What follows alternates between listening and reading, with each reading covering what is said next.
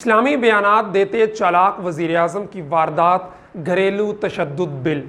नाज़रीन, बज़ाहिर मासूम सीधे साधे दिखाई देने वाले चालाक वज़ीराअज़म कैसी कैसी वारदातें डालते हैं। आज की इस वीडियो में ऐसी वारदातों की नकाब कुशाई होगी।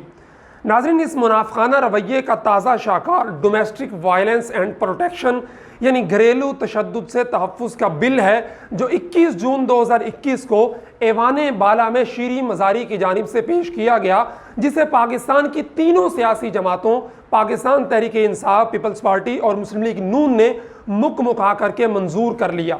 वैसे तो इन तीनों जमातों में सोकलों वाला ताल्लुक है, जो एक दूसरे का वजूद भी बर्दाश्त करने की रवादार नहीं होती, लेकिन वो तीनों इस इस्लाम मुखालिफ मशरकी रवायात की बेखुनी करने वाले बिल पर एक हो गईं। मालूम हुआ कि ये तीनों सियासी जमातें एक ही सुहाग की सुहागन हैं। नाज़रीन, इस बिल में ख़ानदानी निज़ाम की तबाही का मुकम्मल सामान मौजूद है। बेटी को बाप के खिलाफ, बीवी को शोहर के खिलाफ और बेटे को वालिद के खिलाफ नफरत पर उभारने का पूरा बंदोबस्त मौजूद है। सदियों से कायम घरेलू तरबीती कामयाब निज़ाम को जड़ों से उखेड़ने की गंदी साजिश है। इस बिल के तहत बेटी और बाप में मौजूद तक़द्दुस की पामाली, शोहर और बीवी के दरमियान एतमाद के रिश्ते को पारा पारा करने की मगरिब की तकरीद में तमाम चीज़ें मौजूद हैं। बिल के मुताबिक घरेलू तशद्दुद करने वाले को 3 साल तक कैद की सज़ा और 1 लाख रुपए तक जुर्माना अदा करना होगा, और अगर जुर्माना अदा न कर सका तो मज़ीद 3 साल की सज़ा होगी। अदालत में दरख्वास्त आने के 7 रोज़ के अंदर अंदर अदालत में समाअत होगी और फैसला 9 दिनों के अंदर अंदर होगा।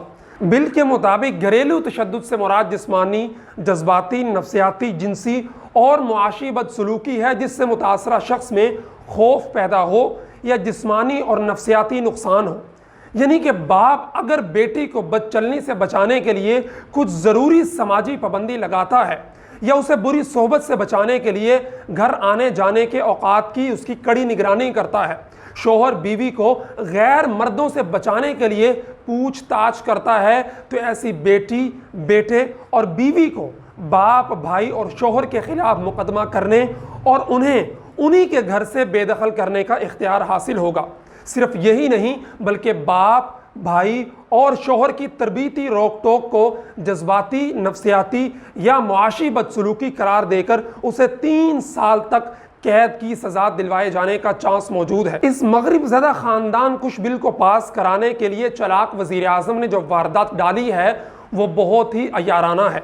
इन्हीं दिनों में मगरबी कल्चर में परवान चढ़े वज़ीराअज़म ने फ़हाशी उरियानी के खिलाफ पै दर पै इस्लामी तालीमात से हम आहंग बयानात दागे, जिसके बाद तहरीक-ए-इंसाफ की मीडियाई टीम एक्टिव हुई और जनाब वज़ीराअज़म को खलीफतुल मुस्लिमीन बावर करवाने लगे और मशरकी इस्लामी तहजीब का अयूबी करार देने लगे, जबकि दरे पर्दा ये बयानात अपने फॉलोअर्स और अवाम पाकिस्तान के सामने अपने आप को मशरकी रिवायात का अमीन बावर करवा कर मशरकी ख़ानदानी निज़ाम पर ज़रबे कारी लगानी थी, जो कि घरेलू तशद्दुद से तहफ़्फ़ुज़ बिल की सूरत में बड़ी अय्यारी और मक्कारी के साथ वारदात डाल दी गई है। चालाक वज़ीर-ए-आज़म की ये बड़ी ही ख़तरनाक और कामयाब चाल है कि जब उन्होंने मग़रबी एजेंडे की तकमील में वारदात डालनी हो तो वह चंद दिन इस्लामी तालीमात से हम आहंग बयानबाजी करके चुपके से अपना काम कर जाते हैं। नाज़रीन, आपको याद होगा कि इमरान खान साहब OIC और यूनाइटेड नेशन में तौहीन रिसालत पर गर्मजोश बयानात दाग रहे थे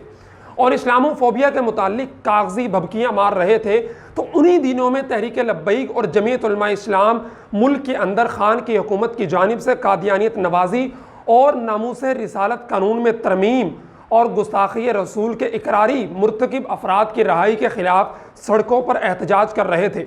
और एक तरफ खान इस्लामोफोबिया के खिलाफ बयानात देकर हीरो बन रहे थे, तो दूसरी तरफ गुस्ताखान को रिहा कर रहे थे और बतौर ख़ास आसिया मलूना को रिहा करके बाहिफाजत कनाडा रवानगी का क्रेडिट भी खान साहब इंटरनेशनल मीडिया पर ले रहे थे। बल्कि जब खान साहब ने अमेरिका को पाकिस्तानी सरजमीन इस्तेमाल करने की इजाज़त देनी थी, तो भी खान साहब ने ऐसे ही वारदात डाली कि टीवी इंटरव्यू देते हुए अमेरिका को अड्डे देने के सवाल पर एब्सोल्युटली नॉट कहकर रातों रात भोले फॉलोअर्स की आंखों में सुल्तान राही बन गए। जबकि कुछ ही दिनों बाद अमेरिकी सबसे बड़ा जंगी जहाज़ सामान लेकर कराची एयरपोर्ट पर उतरा और ज़रूरत पूरी करने के बाद चला गया। अलगर्ज जब वज़ीर-ए-आज़म साहब अवामी तर्जुमानी के मुताबिक और इस्लामी तालीमात पर मबनी बयानात दे रहे हों तो कौम को होशियार रहना चाहिए कि उसके बाद इस्लाम मुखालिफ मग़रबी एजेंडे की तकमील की कोई ना कोई वारदात डाली जाएगी। नाज़रीन, खान साहब की ताज़ा वारदात में घरेलू तशद्दुद से तहफ़्फ़ुज़ का बिल सारी जमातों की मिली भगत से पास होकर कानून बन चुका है। इस बिल की ऐवान बाला में मरकज़ी जमीयत अहले हदीस के सेनेटर साजिद मीर, हाफिज़ अब्दुल करीम, जमात इस्लामी और जमीयत उलमा इस्लाम ने भरपूर मुखालफत की। सेनेटर साजिद मीर और हाफिज़ अब्दुल करीम ने कहा कि यह बिल न सिर्फ कुरान और सुन्नत की तालीमात बल्कि आईने पाकिस्तान के भी खिलाफ है, इसलिए हम इसे यकसर मुस्तरद करते हैं। जमात इस्लामी के सेनेटर मुश्ताक अहमद ने कहा कि बिल की नीयत दुरुस्त और ठीक भी हो, लेकिन इससे आप अपने ख़ानदानी निज़ाम को ख़त्म करने की कोशिश कर रहे हैं। क्या बेटी और बेटा अपने ही बाप के खिलाफ अदालत में जाएगा? इसके अलावा बिल में मुख्तलिफ तारीफ़ों में इबाहम मौजूद है। बिल में मियाँ बीवी के दरमियान मुसालहत और सुलह का पहलू यकसर निकाल दिया गया है। JUI के मौलाना अताउर रहमान ने कहा कि बिल को इंसानी हकूक़ कमेटी में भेजा गया जिसमें कोई भी आलिम मौजूद नहीं है। बिल का कुरान और सुन्नत से ताल्लुक़ है, इसलिए इस बिल को मजहबी अमूर की कमेटी में जाना चाहिए था। दीन इस्लाम और कुरान और सुन्नत को पसे पुश्त डालकर ऐसे बिल जलाकर आप मुआशरे में ख़ानदान का नुकसान कर रहे हैं। अगर बीवी कह दे कि शोहर ने डांटा, खर्चा नहीं देता, तो कल वो अदालत में आमने सामने होंगे। मियाँ बीवी के मामले चौक और चौराहों पर आ जाएंगे। ऐवान बाला में जमीयत उलमा इस्लाम के सेनेटर मौलाना अताउर रहमान के वफाकी वज़ीर इंसानी हकूक़ डॉक्टर शीरी मज़ारी के बारे में निशानदेही करते हुए कहा कि जिस तरह मोहतरमा शीरी मज़ारी साहिबा का घर नहीं बच सका, वैसे ही वो ये बिल लाकर दूसरों के घर भी उजाड़ रही हैं। मौलाना अताउर रहमान के इन रिमार्क्स पर हुकूमती अराकीन ने शदीद एहतजाज किया, जिस पर मौलाना ने माजरत करते हुए अल्फाज वापस ले लिए। मौलाना अताउर रहमान ने तो अल्फाज वापस ले लिए, लेकिन कौम को इस बिल के नताइज से रोशनास करवा दिया कि इन्हीं अफकार की बदौलत शीरी मज़ाहिरी साहिबा की अज़दवाजी ज़िंदगी कामयाब न हो सकी। जब खुद वज़ीर मौसूफ़ा की घरेलू ज़िंदगी चल ना सकी तो अवाम की ख़ानदानी ज़िंदगी कैसे अजीरन और बर्बाद कर दी जाएगी, इस बिल से उसका अंदाज़ा बखूबी लगाया जा सकता है।